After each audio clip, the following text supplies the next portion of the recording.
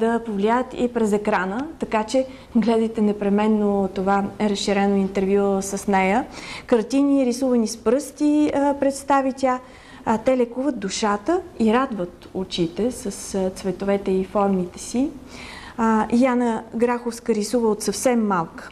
И още тогава, още на 5-6-7 годишна възраст, усеща, че нейните картини са необикновени, имат необикновена сила. В началото, разбира се, само за самата нея, само за нейната вътрешна потребност да рисува. По-късно разбира, че те могат да влияят и на другите. Вижте нейната история.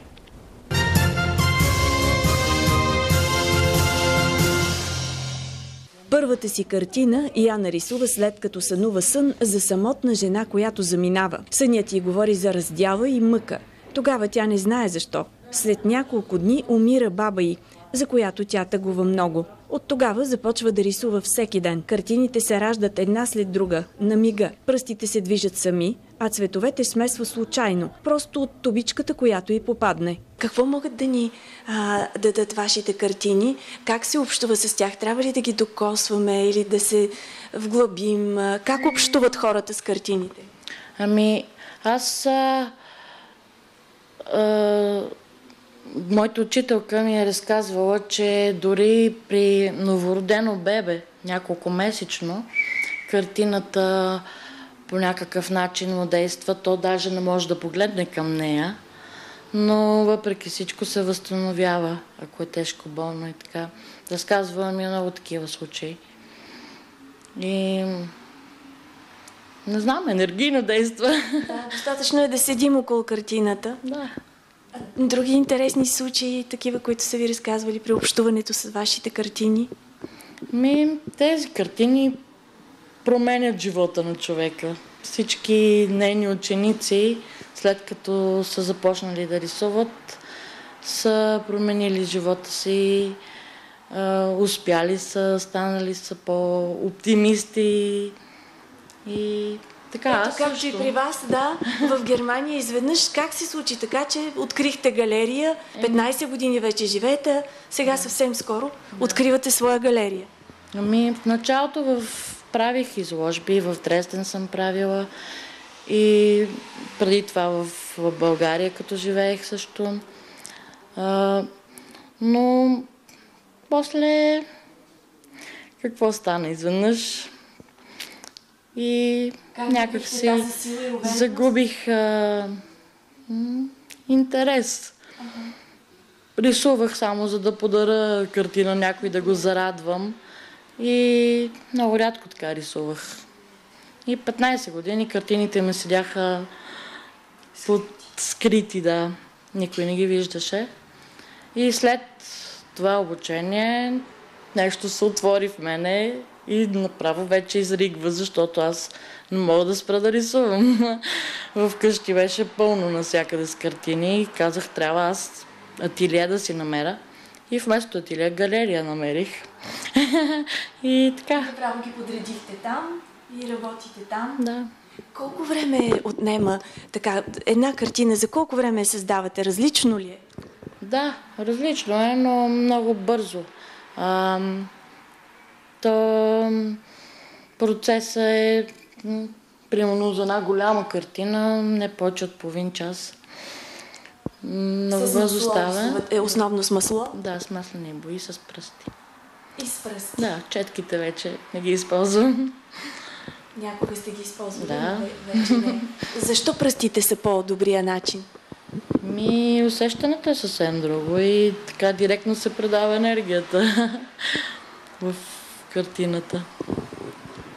Какво може да промени в живота ни една такава картина? В личните отношения може ли? Да, всичко може. Да. Какви истории са разказвали? При мене също всичко се промени изведнъж. Да, станах щастлива. Просто всичко се нарежда и то още преди да съм го решила, че така искам да стане. И става по-хубаво, отколкото да съм си го мечтала. За финал кажете две изречения на хората, две изречения, които могат да ги върнат към тях, към себе си, към истинската им същност. Искам да ги посъветвам да послушат вътре сърцето си и да правят само неща, които им доставят удоволствие. Знак на съдбата е начинът, по който Яна открива своя галерия в Ландсхут, Германия. Никога обаче там няма да ме приемат като равна, убедена е тя. Въпреки че е много посещавана нейната галерия, не е включена в културния маршрут на града. Затова художничката мечтае да се върне в България заедно с семейството си. Майка е на 3 прекрасни деца и носи със себе си таланта си. Когато не гледам към картината, става още по-хубава. Когато най-емоционалната си картина съм я рисувала почти с затворени очи. Защото и очите, и пръстите са като магнит. И когато са и двете активни, се привличат на друго. И аз искам да видя и си махам пръста. Когато затворя очите, ръката ми се залепва точно като магнит. И все едно аз ня движа. Нещо става. Не мога да си го обясня. А като затвориш очи, единия магнит спира да действа? Да, и другия е по-силен. Другия става по-силен? Да.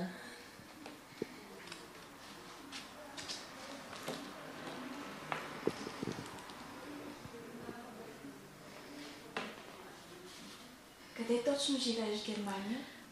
Близо до Мюнхен, градчето се казва Ландсхут. Но аз от 15 години живея с мисълта, че ще се върна. В България? Да. И желанието ми става все по-силно и по-силно. Не мога да кажа, че там хората нямат нужда от духовна храна, но някакси по-студени са. И въпросите, които ми задават там, и тези, които ми задават тук, са по-различни. Са съвсем различни. Дай пример. Какво е различното? Скоро имаше, в началото на този месец, нощ на отворените галерии в града. В Германия? Да. Да. Моята я нямаше в брошурките. И оправдаха се, че е нова и затова искат да изчакат 1 година, да видят как ще се развие.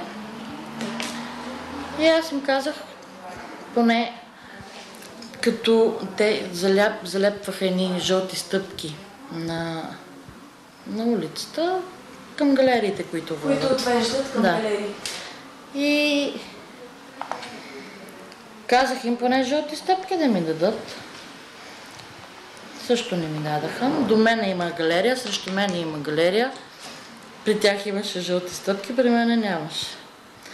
И до 12 часа през нощта много хора дойдоха. На всичките първия въпрос беше, защо няма жълти стъпки. И втория въпрос, след половин час мълчание, колко струва.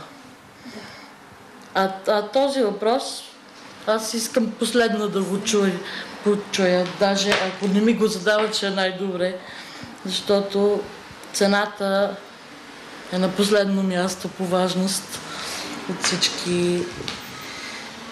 И като дойдох тук на семинара, бях много приятно изненадана от голямия интерес. И различните въпроси. Да, най-вече. За какво пита българина в България? За какво питаме? Какво е различно? Като усещане сме по-различни. Мога да направя сравнение, но по-добре се чувстваш тук. Да. Добре, няма ли да ти липсва реда, чистотата там? Не. Никакъв случай няма да ми липсва там. България е променена ли ти се вижда сега достатъчно? Със всеки път, когато дойда, се по-хубава изглежда България. Какво би казала на хората, които искат да я напуснат и сега? Да се позамислят дали наистина искат. Аз много рано напуснах България и то не по мое желание. Просто там живота е съвсем различен. Не е за нашата природа и натура. И нашия менталитет. Да.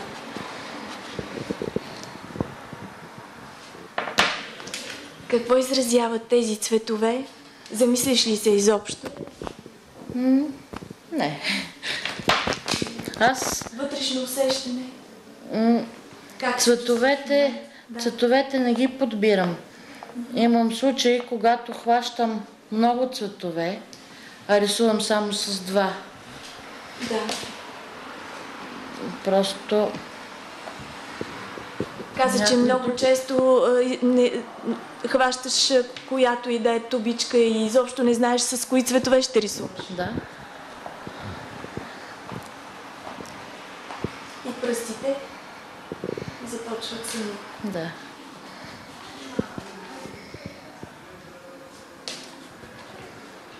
А как измисляш заглавията накрая? По моето усещане, но всеки си ги озаглавява сам картините. Всеки вижда нещо различно, но всеки му действа по различен начин. Забелязала ли си как хората избират своята картина, как си я намират? Усещат ли си я по някакъв начин различните хора? Да, усещане. Не мога да преценя. Не е по цветове, просто някакво излъчване имат картините.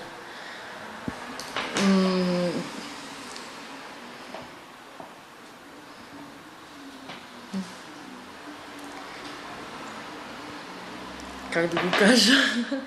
Да, привличат се с съответния човек. Говорят си, без думи. В една емоция с думи много е трудно да се изрази. Докато с картината може да се каже много повече неща и като усещане е много различно при всеки.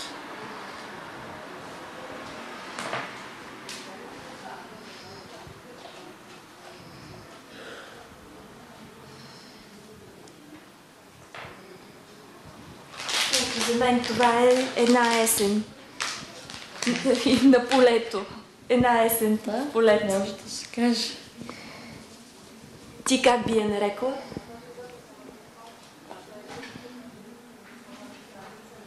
Аз първо бих помислила от коя посока да я гледам. Може да я обърнем към камерата и... Да.